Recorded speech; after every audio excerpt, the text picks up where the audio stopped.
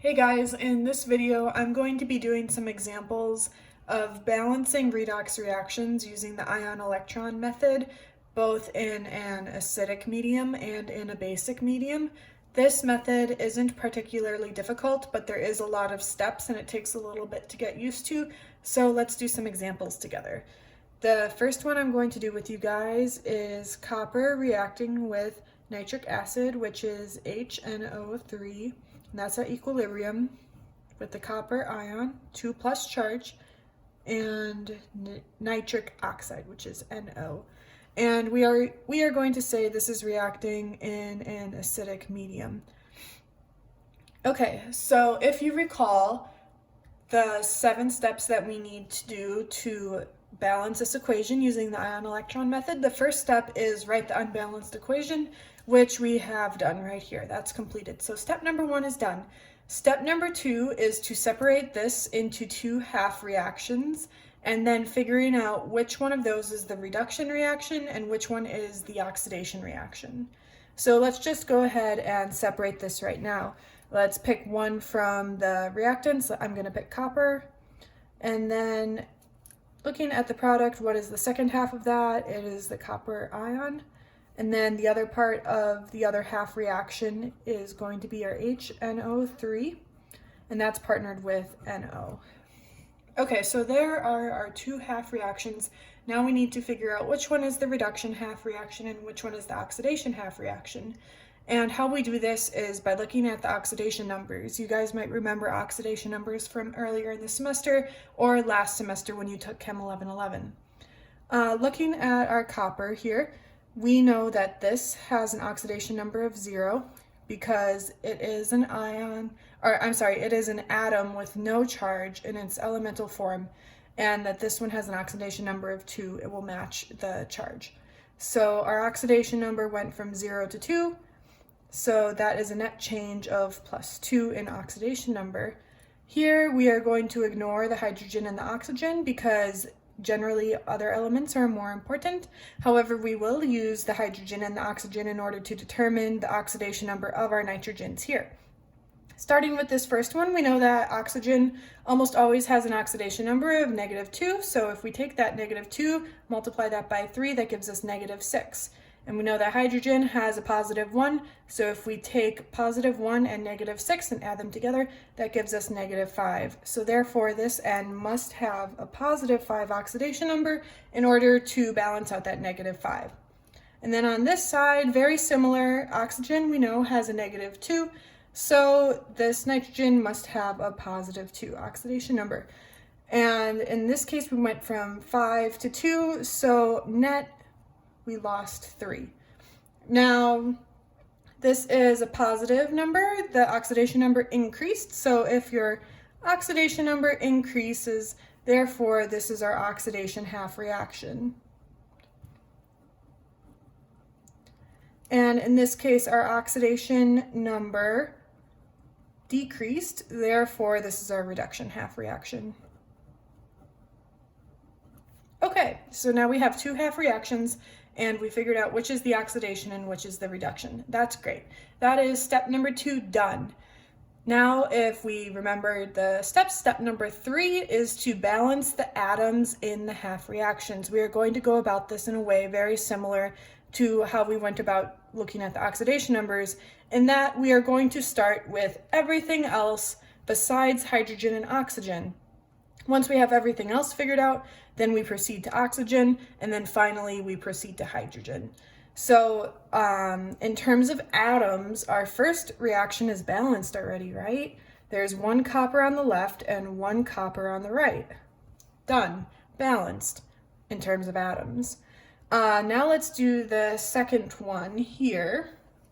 So we look at this, and we have HNO3 going to NO.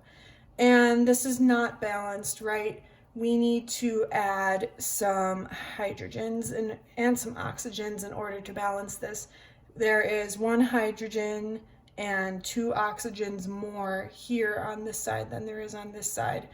And remember, we are going to start with everything else besides hydrogen and oxygen, which would be nitrogen in this case, but nitrogen is already balanced, 1N, 1N. Okay, great. So let's move on to oxygen. We need to add 2 oxygens to this side in order to balance that. We are going to do that by adding 2 waters.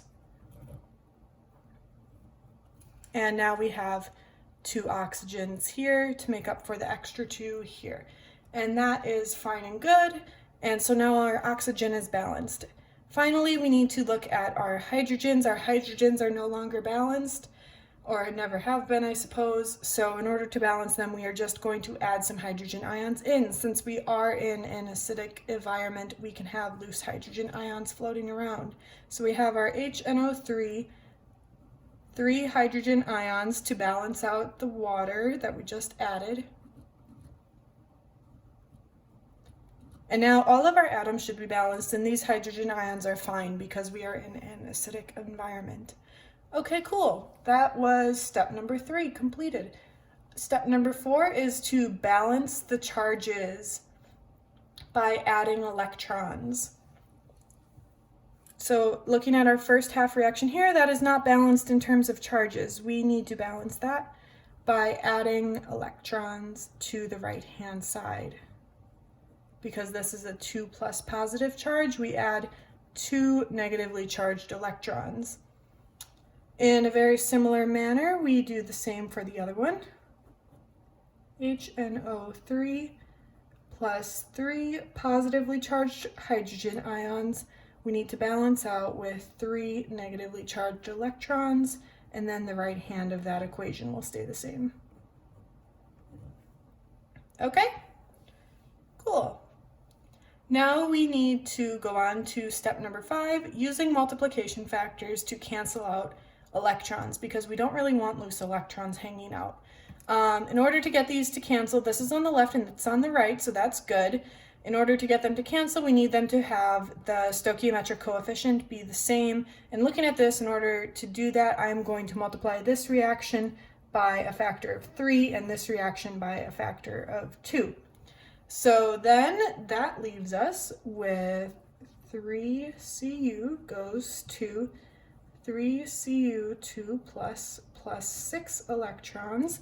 And the second reaction will give us 2HNO3 plus 6 hydrogen ions plus 6 electrons goes to 2NO plus 4H2O. Cool.